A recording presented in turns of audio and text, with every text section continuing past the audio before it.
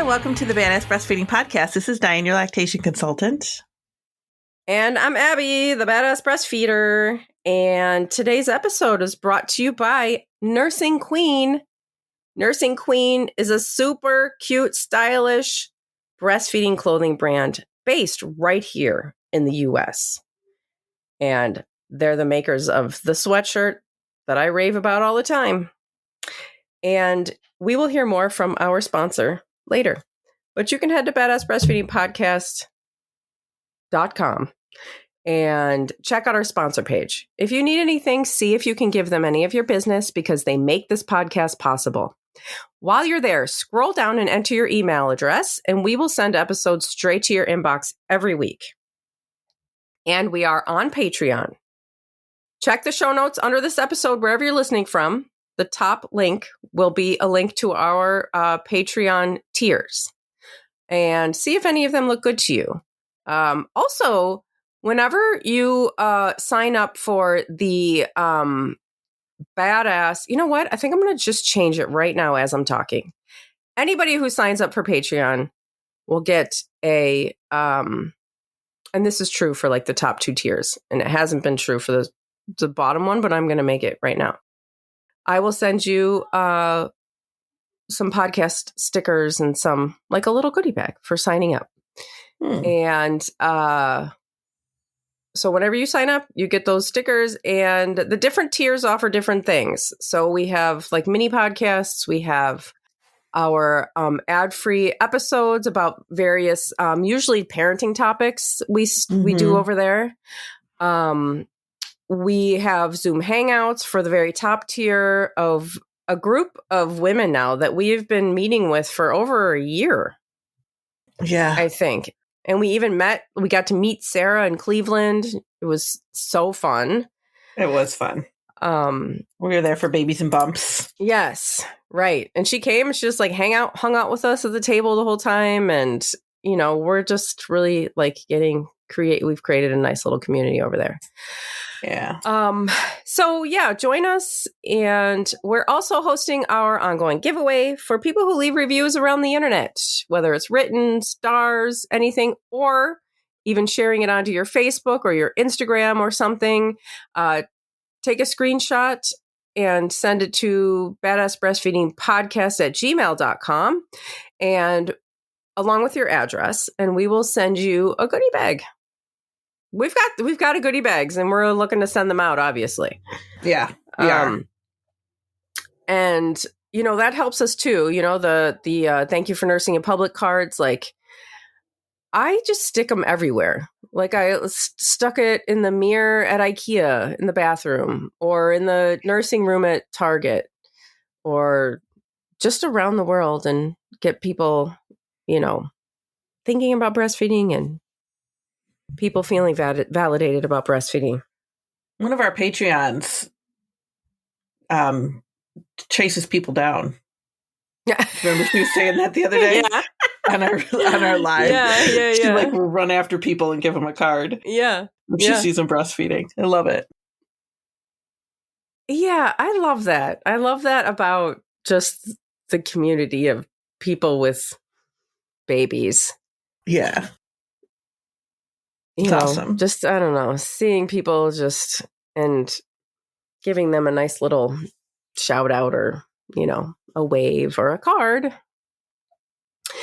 But yeah, so now Dianne has our review of the week. And it's a short and sweet one because you don't need to do much to leave a review. You just got to put it out there that you love us. I mean, if you don't love us, you can put that out there too. We'll still read it. We will sometime. We do talk about those too. Yeah, we absolutely do. Love this podcast. It's so informative and helpful as I navigate my first time breastfeeding. So, and you don't have to be a first time breastfeeder to listen to us either. We've definitely got parents that are not, because I mean, every journey is different. So sometimes you're good the first time and the second time is your baby with problems. So you never know, right? And it doesn't hurt to listen. Even if things are going great, even if you're not having problems. Yes, we can help you with problems, but sometimes just getting information is all you need. And that's what we can do. And I think that this is probably true for a lot of people who are listening. you're listening because this applies to you. Mm-hmm. You know, like even the episodes about maybe an episode about like tongue ties and you're like, it's not something you've ever dealt with, but you probably listen to it just because it's like, it's something on the topic of what you're doing, and what you're doing is, it's not every day that people are having babies, and, you know, you have to seek that community out, and just kind of getting to hear people just talk about something that you're doing. And, you know, it's like being interested in, I don't know, Star Wars and listening to a Star Wars podcast. You know, you're just kind of listening to people talk about something that is relevant to you and interests you. And then you get to be like, you get to just be somebody who like knows shit, you know, and you can be like, oh, actually, that's not true. Yeah.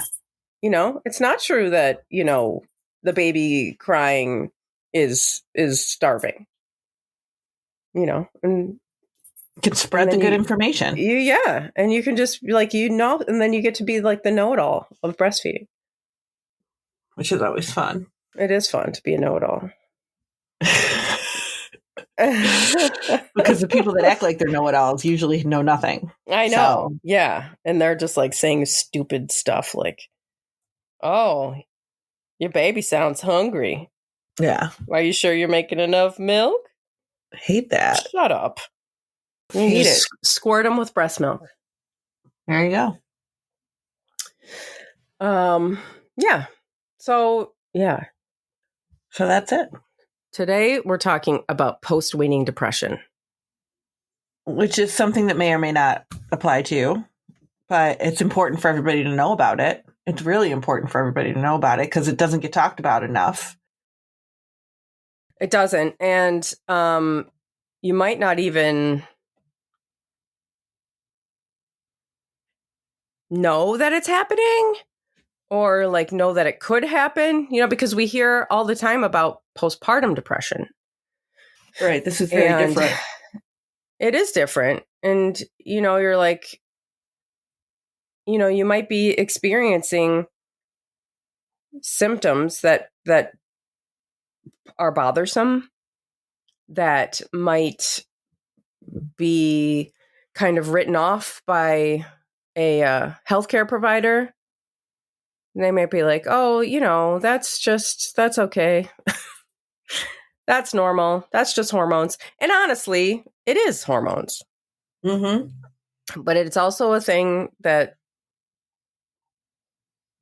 people experience and can be quite upsetting.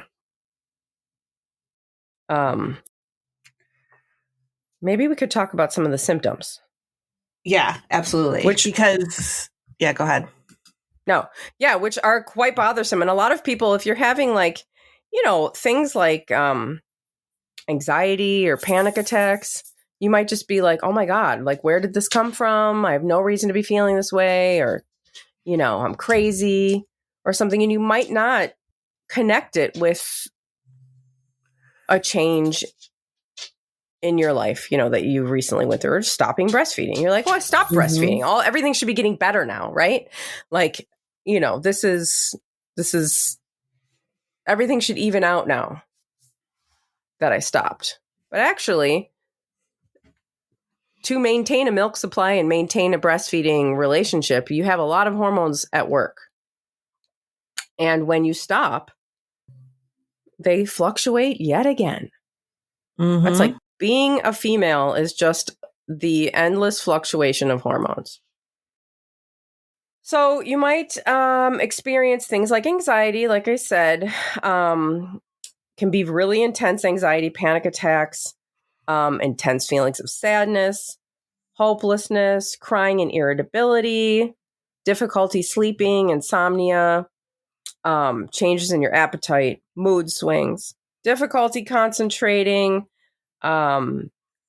just not functioning like you normally would, and it interfering with your daily life and your ability to get through. And when things start to interrupt your functioning, that's when to pay attention. Yeah. And like Abby said, you might not even be relating it to weaning. But when you wean, like your hormones, like Abby just said, that like your hormones change again and they need to readjust again when you wean. So you might start to have this post-weaning depression and not even realize that it's connected to it's connected to why you weaned or because you weaned. And it could be that, that you wanted to wean. It doesn't even mean that you didn't want to wean. Like, because people wean for different reasons, right? Like everybody has their own process for weaning. Everybody has, it could be that the baby leaned away from breastfeeding. That made you feel sad. You went through the weaning process. It could be that you were ready to wean and you were like ready and raring to go and you weaned your baby off and then you felt all these symptoms. And you could be thinking like, why would I feel like this? I was ready. I was happy. I was good to go. Like and then you get through this, get through that process and you feel that post-weaning depression and you just really wonder like, why is this happening? And it's something that we just don't talk about that much because we're women and they don't talk about our depression and right. Postpartum depression. I mean, like, and I'm not just saying that just to be snide. It's like women's health. We know women's health is really lacking in attention and it's stuff like this, especially like postpartum depression. And that's really been coming up more. So it's getting more attention now than it used to. But I feel bad for people that had babies 30 years ago. Oh my God. Yeah. Like, geez, nobody was probably even, I mean, I had a baby 25 years ago. Nobody was caring about my postpartum depression. But it's thankfully now there are people that care and are looking after you. But post-weaning depression is a whole different thing. And you're not expecting to feel like that a year or 2 years after you have your baby or however old your baby is when you wean. Yeah. I mean, I it's possible that people are hearing about post-weaning depression for the first time right now. They're like, wait, that's a thing? But yeah, it's a thing. And it doesn't mean that you're going to experience it, but you might. Yeah. I don't think I did. I don't think I did either. I don't know. I was a mess. But I breastfed for fucking ever. Sorry. Yeah. You did. For a long time. So I don't know if that was just, I don't know if that had anything to do with it. It might not. It might not have anything to do with it. That's the problem as well, is that we don't know why things happen to some people and not other people, or why it would happen at a certain time but not at another time. We just don't know any of this. No, I personally think, and I have no like information on this at all, but my opinion is that when it is a gradual process like Abby's, where you just like slowly are breastfeeding less and less and less and less, that your body has more of a time to adapt and to change with everything. But when it's more abrupt, I think it's more abrupt.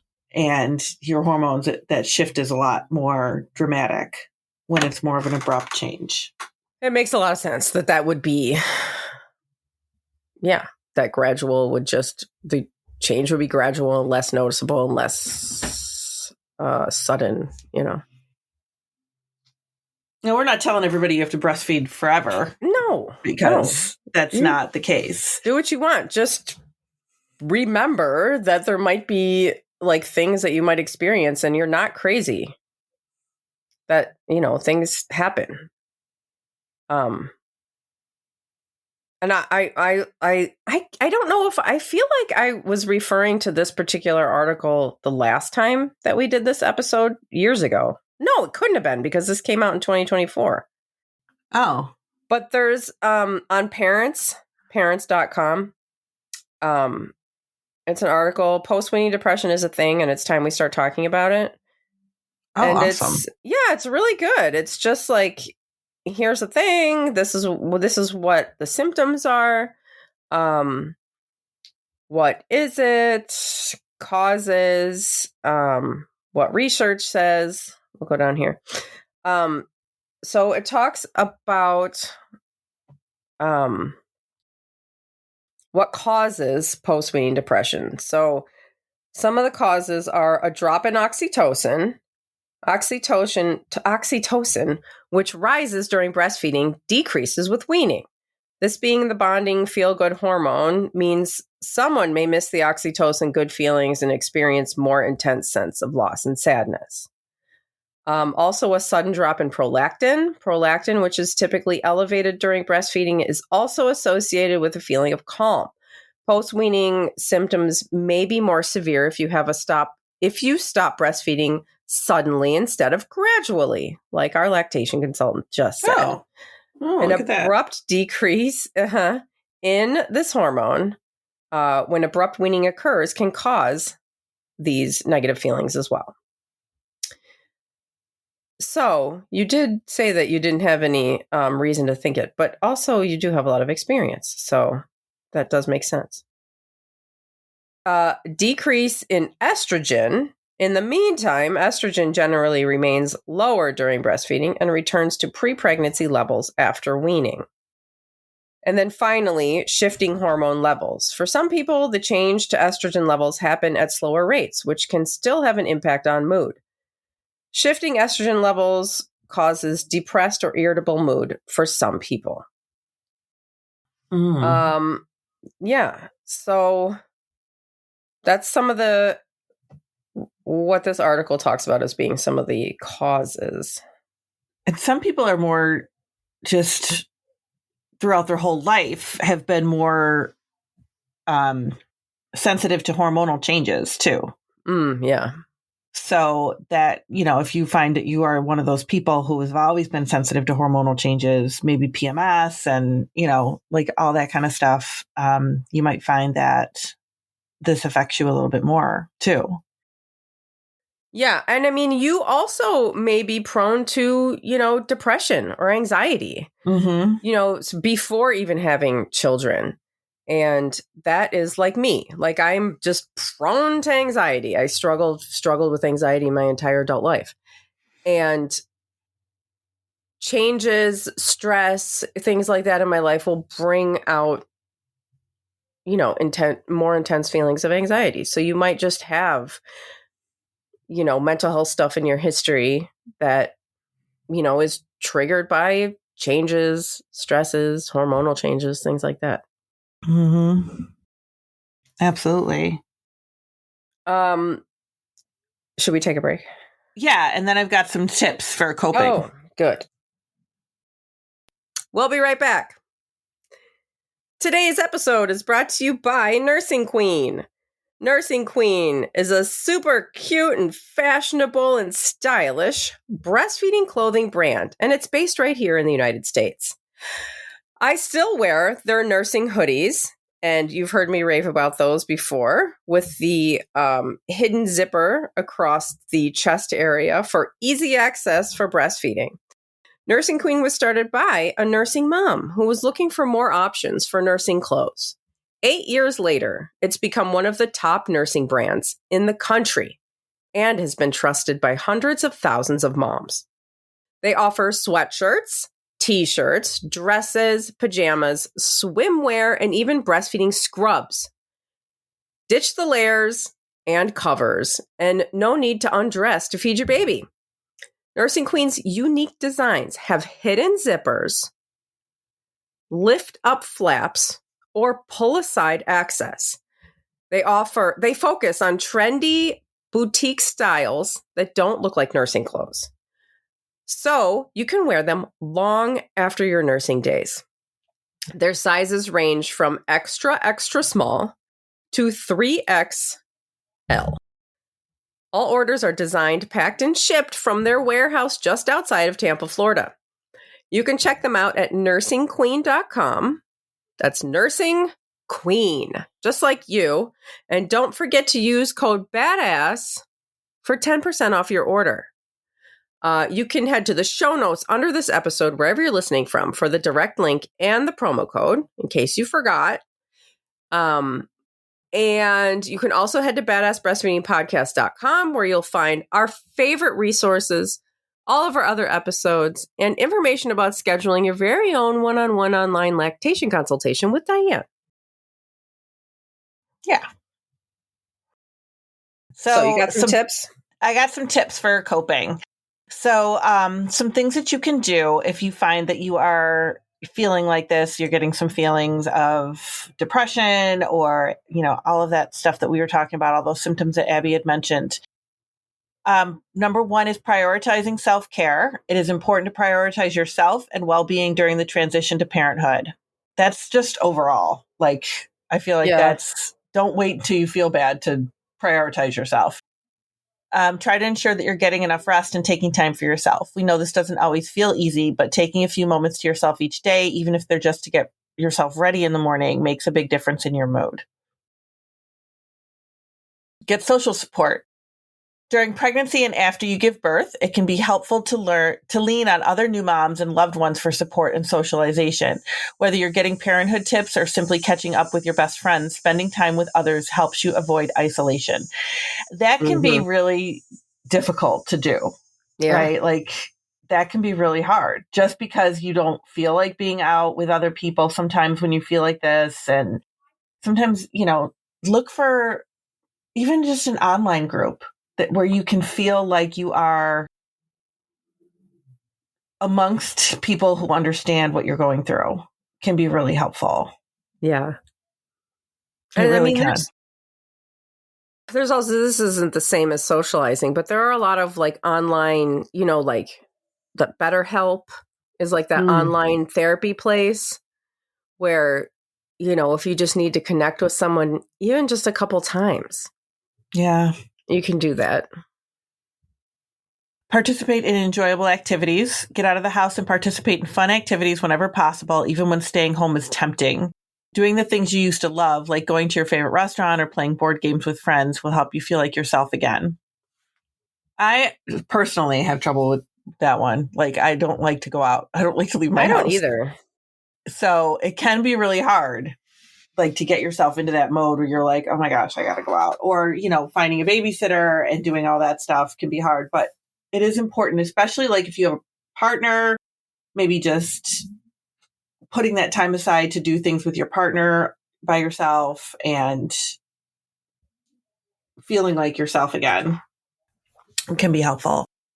Work with a mental health professional. Therapy is a wonderful resource during any of life's big transitions. A therapist can diagnose your symptoms and help you develop healthy coping mechanisms.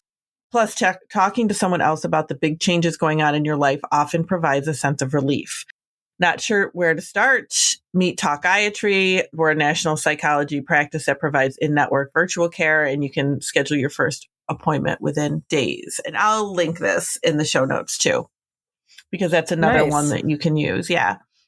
Yeah. And you might not think that this is a big life change, but it is. Oh my God. It is a life change.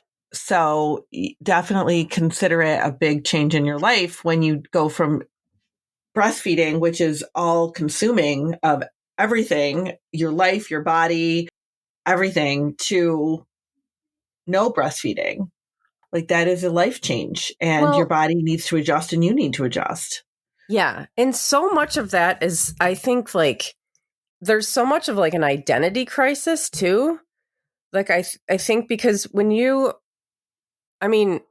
people get involved with, the dialogue of breastfeeding at different degrees. I mean, some people really like, your whole identity gets wrapped up in it, right? You're like, I'm breastfeeding and this is like, because it's what you do 24/7, right? And then you're not doing it anymore. And then you're like, well, I was adjusting from becoming a non-parent to a parent. Then I adjusted to becoming like a breastfeeding parent. And it's like a whole new identity crisis. Like, who am I? Who are we? What's my thing? It's a really big change. It is. It's just really big. Ask for help. When people say it takes a village, they mean it. Next time you feel overwhelmed or need some need time for some much needed self-care, try asking for help. Ask friends or family to help with household chores, watching the baby, making food, or even the grocery shopping. Your loved ones will happily support you through this big life transition. And the last one is to have some self-compassion, which is huge. Above all, be kind to yourself. Adjusting to parenthood is exciting and life-changing, and it definitely comes with unexpected challenges like post-weaning depression. Have patience for yourself as you work with your healthcare team and learn what coping mechanisms work for you. Even when it doesn't feel like it, you're doing a great job.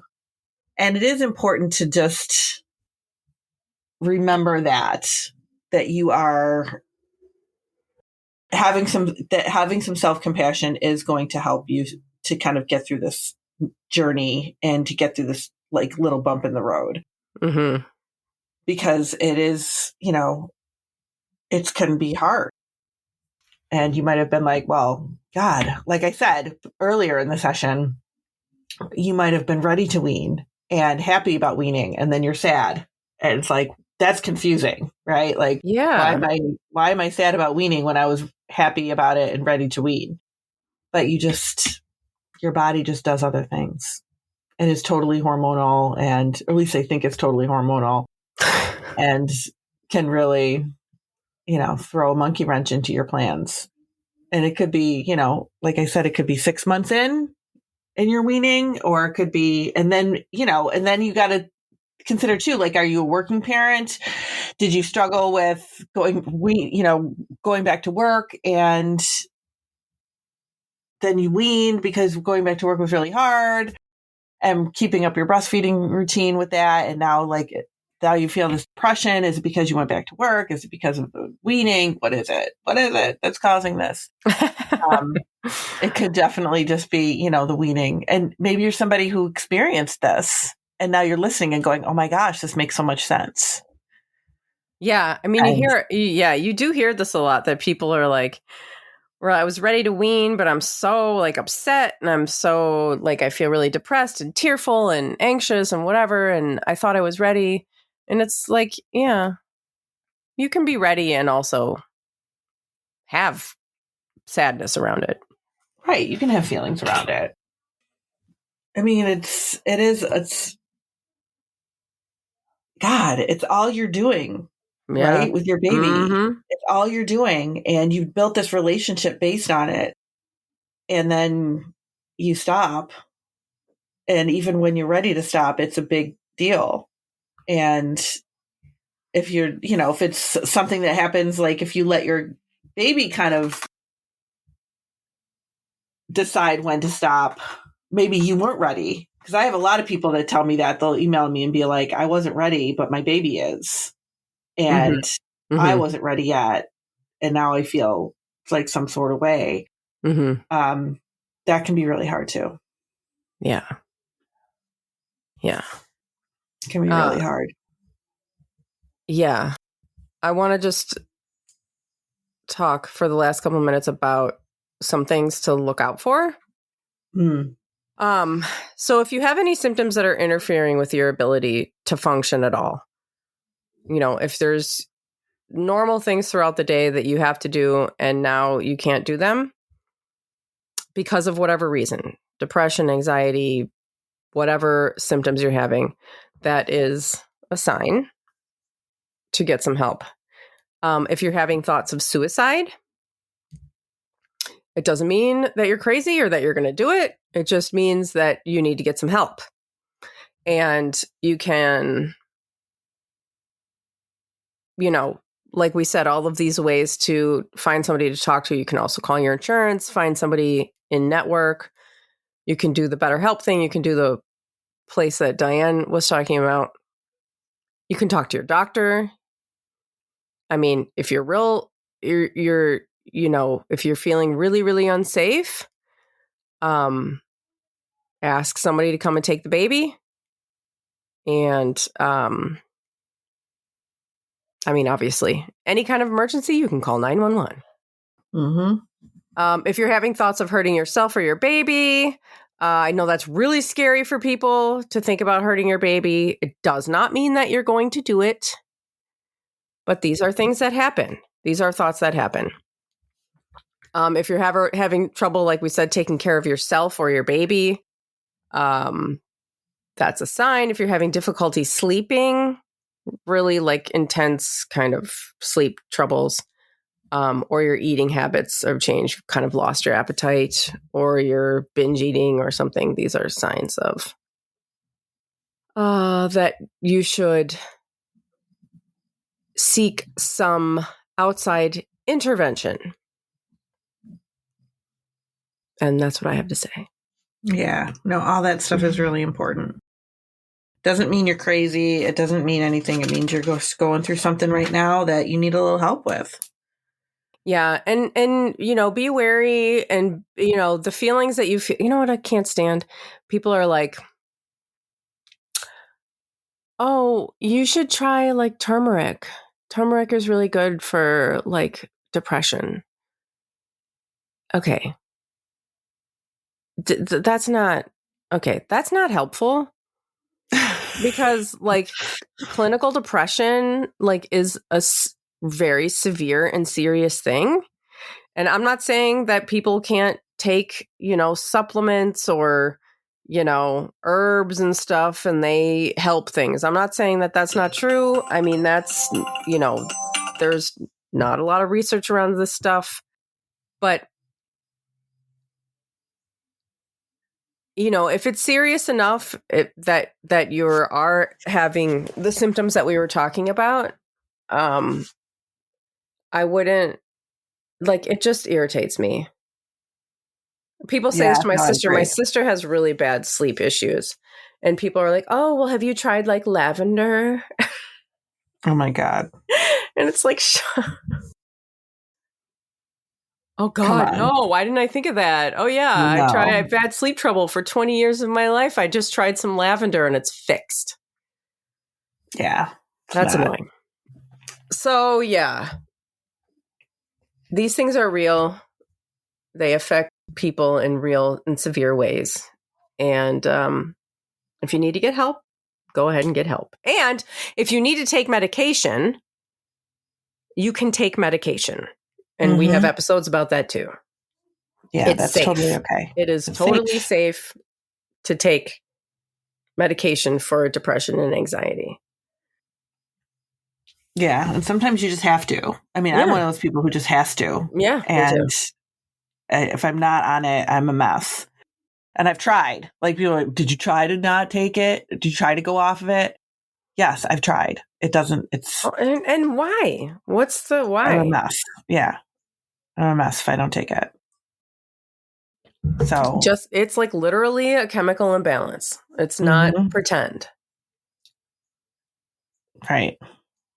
So if you ever need to talk about any of this and you need, you know, direction or help, you can email us. You can always reach out to us too, because we've been there. We've been there. We get it. Well, thanks for listening. Thank you. Bye. Bye.